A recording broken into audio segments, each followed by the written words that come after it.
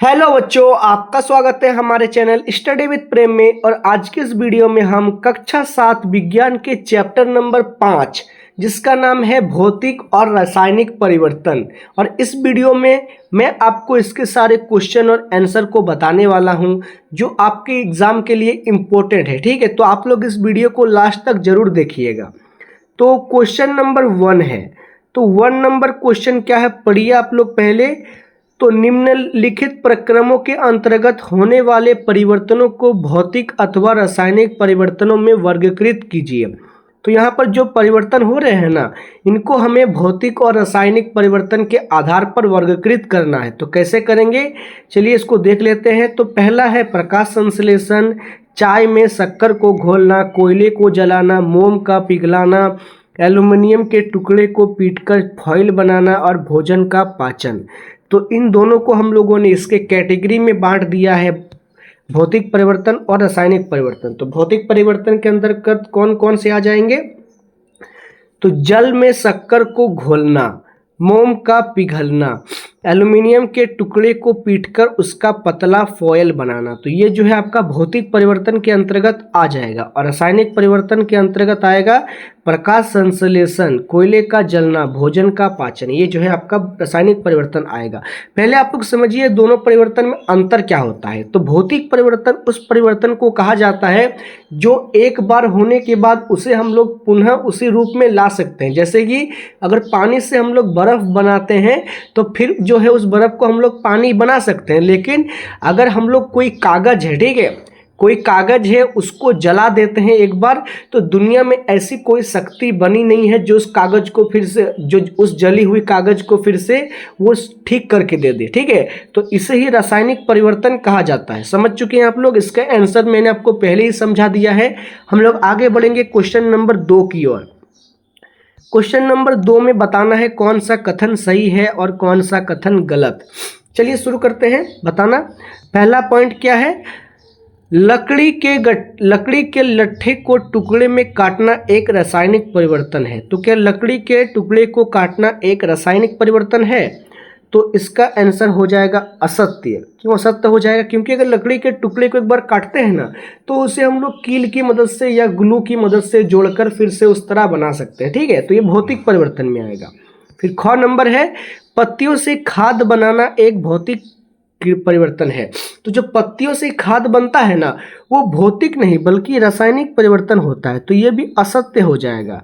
फिर क्या है, जिंक जस्ते लेपित लोहे की पाइपों को आसानी से जंग नहीं लगता है। क्या जो जिसमें अगर लोहे में जस्ता लेपित होगा उसमें आसानी से जंग लगेगा? जंग नहीं लगता है। तो ये कथन जो है बिल्कुल सत्य है, जंग जल्दी से उसमें नहीं लगता है। फिर घ नंबर क्या है, लोहा और जंग एक ही पदार्थ है। तो क्या लोहा और जंग एक ही पदार्थ है? तो असत्य, ये दोनों अलग अलग है। क्योंकि जंग जो है ऑक्सीजन के संपर्क में जब लोहा आता है तब लगता है। ठीक है, फिर लास्ट में क्या है, भाप का संघनन रासायनिक परिवर्तन नहीं है। तो क्या भाप का संघनन रासायनिक परिवर्तन नहीं है? सत्य, क्योंकि ये एक भौतिक परिवर्तन है। ठीक है, 2 नंबर क्लियर हो गया प्रश्न में। हम लोग देखते हैं अब क्वेश्चन नंबर 3। क्वेश्चन नंबर 3 में आपको कुछ खाली स्थान दिया हुआ रहेगा जिसको आपको सही शब्दों के साथ भरना है। तो पहला है कौन नंबर में, जब कार्बन डाइऑक्साइड को चूने के पानी में प्रवाहित किया जाता है तो ये डैश यानी खाली स्थान के बनने के कारण दुधिया हो जाता है। तो इसका आंसर क्या हो जाएगा, सारे आंसरों को नीचे लिखा गया है। ठीक है, तो जो क नंबर है उसका आंसर हो जाएगा आपका सोडियम कार्बोनेट। क्या हो जाएगा इसका आंसर, सोडियम कार्बोनेट CaCO3। जो अगर पानी में हम लोग चूना जो CaCO3 होता है ना, उसको अगर घोल दे तो पानी का रंग जो है दुधिया हो जाएगा। फिर ख नंबर क्या है, खाने के सोडे का रासायनिक नाम। तो खाने के सोडे का रासायनिक नाम क्या होता है, तो इसका नाम होता है सोडियम बाइकार्बोनेट या सोडियम हाइड्रोजन कार्बोनेट। दोनों एक ही चीज होता है और इसका सूत्र क्या होता है, NaHCO3। क्लियर है ख नंबर। फिर ग नंबर देखिए क्या है, ऐसी 2 विधियां जिनके द्वारा लोहे को जंग लगाने से बचाया जाता है कौन कौन सा होता है। तो ये होता है पेंट करना यशद लेपन जिसे गैल्वेनीकरण भी कहते हैं, इन दोनों विधियों से जो है लोहे की जंग लगने से हम बचा सकते हैं। फिर घ नंबर क्या है, ऐसे परिवर्तन भौतिक परिवर्तन कहलाते हैं जिसमें किसी पदार्थ के डैश गुणों का परिवर्तन होता है। तो पदार्थ के कौन से गुणों का परिवर्तन होता है, तो भौतिक गुणों का परिवर्तन होता है। ठीक है, घ नंबर क्लियर है। फिर 4 नंबर पॉइंट है, ऐसे परिवर्तन जिनसे नए पदार्थ बनते हैं डैश कहलाते हैं। तो उन्हें क्या कहा जाता है, तो उन्हें रासायनिक कहते हैं। ठीक है, तो क्वेश्चन नंबर 3 के सारे आंसरों को हम लोगों ने देख लिया है, खाली स्थान वाले को। अब हम लोग देखेंगे क्वेश्चन नंबर 4 को। तो क्वेश्चन नंबर 4 अर्थात 4 पढ़िए पहले क्वेश्चन को। जब नींबू के रस में खाने का सोडा मिलाया जाता है तो बुलबुले बनते हैं और गैस निकलती है, यह किस प्रकार का परिवर्तन है, समझाइए। तो इसको हम लोग समझाते हैं। यह एक रासायनिक परिवर्तन है। जब खाने का सोडा प्लस नींबू का रस आपस में मिलता है ना, तो उससे नमक, कार्बन डाइऑक्साइड और जल बनता है। ठीक है, जब अम्ल किसी कार्बोनेट के साथ क्रिया करता है तो नमक, कार्बन डाइऑक्साइड और पानी बनता है। तो ये जो है एक प्रकार का रासायनिक अभिक्रिया हो जाता है। ठीक है, तो क्वेश्चन नंबर 4 को भी आप लोग कॉपी में लिख लीजिएगा और वीडियो को लाइक सब्सक्राइब करते चलिएगा। ठीक है, क्वेश्चन नंबर 5 क्या है, क्वेश्चन नंबर 5 देखिए। जब एक मोमबत्ती जलती है तो भौतिक और रासायनिक परिवर्तन दोनों होते हैं। इस परिवर्तन की पहचान कीजिए। ऐसे ही किसी ज्ञात प्रक्रम का एक और उदाहरण दीजिए जिसमें भौतिक और रासायनिक परिक्रम दोनों होते हैं। तो इनको जो है हम लोग को बताना है। तो इसका उत्तर में हम लोग लिखेंगे भौतिक परिवर्तन। गर्म होने पर मोमबत्ती का मोम पिघल जाता है, ये एक भौतिक परिवर्तन है। चूंकि ये ठंडा होने पर फिर से ठोस मोम में बदल जाता है। अर्थात जो मोम होता है ना, गर्म होने पर पिघलता है, उससे लाइट निकलता है और ठंडा होने के बाद वो मोम नीचे जम जाता है। ठीक है, फिर रासायनिक परिवर्तन क्या है, लोह के पास का मोम जलता है और कार्बन डाइऑक्साइड, कार्बन खलीक, जल वाष्प, गर्मी और प्रकाश जैसे नए पदार्थ देता है। जो मोम का लोह के पास जलता है, जो प्रकाश के पास जलता है, उससे कार्बन डाइऑक्साइड, कार्बन खलीक, जल वाष्प और गर्मी जैसे नए पदार्थ निकलते हैं। उसी प्रकार भोजन पकना एक और उदाहरण है जहां रासायनिक और भौतिक दोनों क्रियाएं होती है। ठीक है, क्वेश्चन नंबर 5 भी आप लोग समझ चुके हैं, मोमबत्ती कैसे जलता है, कैसे भौतिक और रासायनिक अंतर है उसमें, इसको हम लोगों ने देख लिया है। चलिए बढ़ेंगे क्वेश्चन नंबर 6 की ओर। क्वेश्चन नंबर 6 है, क्या आप कैसे दिखाएंगे दही का जमना एक रासायनिक परिवर्तन है। तो दही का जमना एक रासायनिक परिवर्तन तो है, आप लोग को पता है, क्योंकि दही दूध से बनता है और एक बार जब दूध से दही बन जाता है तो उसे हम लोग फिर से दूध नहीं बना सकते हैं। ठीक है, इसलिए यह एक रासायनिक परिवर्तन है। तो इसका उत्तर हम लोग क्या लिखेंगे, दही का जमना एक रासायनिक परिवर्तन है क्योंकि इसमें एक नया पदार्थ लैक्टिक अम्ल बनता है जो मूल पदार्थ वसा और प्रोटीन यानी दूध का स्वाद से भिन्न होता है। इसके अलावा परिवर्तन अपरिवर्तनीय है, दूध को दही में परिवर्तित नहीं किया जा सकता। जैसे मैंने आपको समझाया बिल्कुल ही उसी तरह समझाया गया है। जब दूध से दही बनता है तो वो लैक्टिक अम्ल में बदल जाता है और पुनः हम लोग उसे दूध में नहीं बदल सकते हैं, इसलिए यह एक रासायनिक परिवर्तन है। तो क्वेश्चन नंबर 6 भी क्लियर हो गया है। चलिए बिना किसी देरी के क्वेश्चन नंबर 7 देखते हैं हम लोग। समझिए कि लकड़ी के जलने और उसे छोटे टुकड़ों में काटने पर दो भिन्न प्रकार के परिवर्तन क्यों माना जाता है। तो इसमें हम लोग को जो हम लोग क्वेश्चन नंबर 5 में देखे थे ना, रासायनिक और भौतिक परिवर्तन, वो लकड़ी में भी काम करता है। क्योंकि अगर हम लोग लकड़ी को जला देते हैं तो वो एक रासायनिक परिवर्तन है और लकड़ी को काटते हैं तो वो एक भौतिक परिवर्तन है। तो लकड़ी को जलाना एक रासायनिक परिवर्तन है, समझाया मैंने आपको। क्योंकि जलने से लकड़ी का राख में क्या होता है, तो कार्बन होता है और जो उड़ता है वायु में उसे कार्बन डाइऑक्साइड कहते हैं। उसमें से जलवाष्प, गर्मी और प्रकाश जैसे नए पदार्थ में परिवर्तित हो जाती है। इसके अलावा परिवर्तन अपरिवर्तनीय है, जबकि छोटे टुकड़े में लकड़ी काटना एक भौतिक परिवर्तन है क्योंकि लकड़ी को मूल संरचना नहीं बदलती है, कोई नया पदार्थ नहीं बनता है। जैसे मैंने आपको समझाया हूबहू उसी तरह है, ठीक है। आप लोग अगर मेरी बात को अच्छी तरह से देखकर समझ भी जाते हैं तो उसको अगर आप लोग एग्जाम में सेम लिख देते हैं तो कोई मास्टर का हिम्मत नहीं है कि आपका एक भी नंबर काट ले, ठीक है। मजाक में बोल रहा हूँ, सीरियसली बात ये भी है। तो क्वेश्चन नंबर 7 है, समझ चुके हैं आप लोग। क्वेश्चन नंबर 7, कैसे लकड़ी जो है रासायनिक और भौतिक दोनों है। जब उसे जला देंगे तो रासायनिक, उसे अगर सिर्फ काट के रखेंगे तो वो भौतिक है। हम लोग देखेंगे क्वेश्चन नंबर 8। तो क्वेश्चन नंबर 8 क्या है, कॉपर सल्फेट के क्रिस्टल कैसे बनते हैं इसका वर्णन करें। तो कॉपर सल्फेट के क्रिस्टल बनने का हम लोग प्रक्रिया का वर्णन करने वाले हैं। तो इसका वर्णन हम लोग कैसे करेंगे, तो कॉपर सल्फेट के क्रिस्टल निम्नानुसार तैयार किए जाते हैं। तो निम्न प्रक्रिया बताया गया है, उसमें अगर आप लोग चाहें तो तैयार कर सकते हैं, लेकिन घर में प्रयास ना करें, ठीक है। तो पहला पॉइंट क्या है, एक बीकर में पानी लें और सल्फ्यूरिक अम्ल की कुछ बूंदें डालें। पहले आपको एक बीकर लेना है, बीकर में कुछ आपको पानी लेना है, ठीक है, और इसमें सल्फ्यूरिक अम्ल के कुछ बूंदों को डाल देना है। फिर उसे जो है गर्म करना है।